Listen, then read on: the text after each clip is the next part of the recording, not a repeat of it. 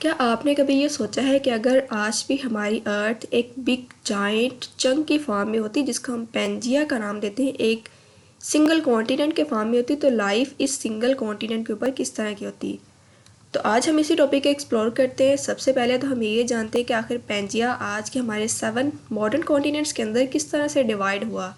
तो ऑफकोर्स हमारे पास plate tectonic एक इस तरह की चीज़ है जिसकी वजह से जो पेंजिया है वो ब्रेकअप हुआ आज से तकरीबन 200 to 300 मिलियन ईयर्स पहले, और आज के 7 कॉन्टिनेंट्स के अंदर डिवाइड हो गया।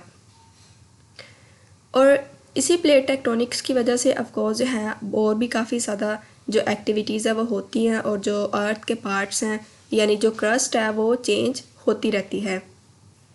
अब हम देखते हैं कि लाइफ किस तरह की होती। तो ऑफकोर्स स्पेसिएशन यानी कि एक स्पीशीज़ से नई स्पीशीज़ बनने के प्रोसेस को जियोग्राफिकल आइसोलेशन चाहिए होती है। मीन्स के एक सिंगल जाइंट चंक के ऊपर जो स्पेसिएशन का प्रोसेस है वो नहीं हो सकता, क्योंकि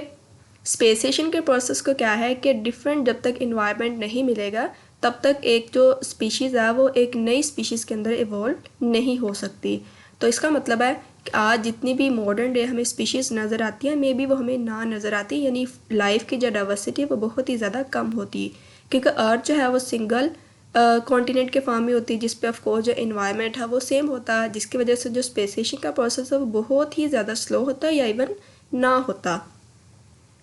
सेकेंड पॉइंट हमारे पास क्या आता है कि अगर अर्थ जो है एक सिंगल कॉन्टिनेंट के फॉर्म में होती, पेंजिया के फॉर्म में होती, तो ज़्यादातर जो मॉइस्चर बेरिंग क्लाउड्स हैं वो अपने सारे का सारा मॉइस्चर पेंजिया के जो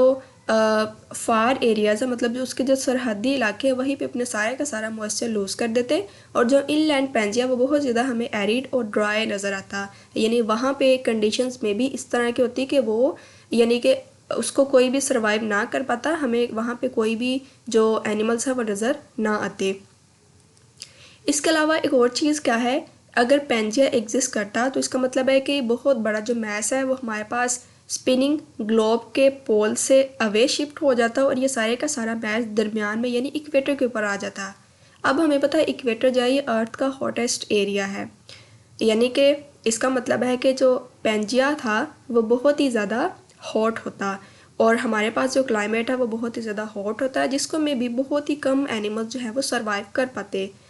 ऑफकोर्स इस हॉट क्लाइमेट को सबसे बेहतर जो है वो रेप्टाइल्स ही इससे डील कर पाते, जैसे कि डायनासोर्स, और यही चीज़ एक्सप्लेन करते हैं कि क्यों डायनासोर्स आखिर एग्जिस्ट करते रहे जब तक कि अर्थ जो थी वो एक लार्ज जाइंट चंक की फॉर्म में थी।